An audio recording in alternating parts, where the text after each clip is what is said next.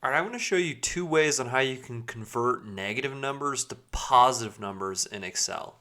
So here we have some negative numbers, just some random ones that we have. And in this column here, we want to turn all of these into positive numbers.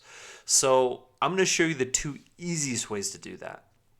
All right, so if all of the numbers that you're looking to convert are negative, then the easiest thing you can do is take that times -1 and then hit enter. And that's going to turn it into a positive number. And then if you drag that formula down, that's going to convert all of these numbers into positives.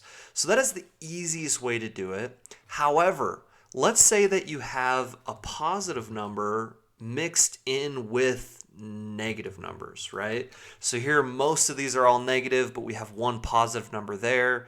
That formula or that method of turning those into positive numbers is actually going to make that negative. So let me show you a way that you can avoid that. Basically what you're going to want to do is hit the equal sign and then type in ABS and select the absolute value formula. And then all you need to do for this formula is select the cell or the number you want converted into a positive.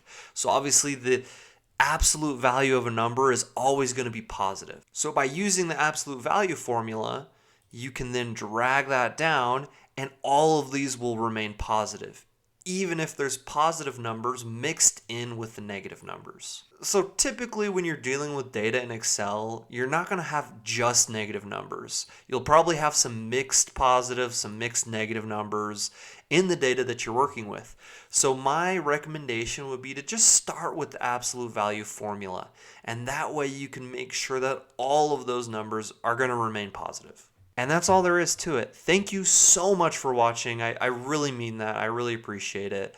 But if you could help me out before you go, please hit the like button at the very least if you learned something from this video. And if you want, subscribe for more content. I really appreciate it. Thank you and have a great rest of your day.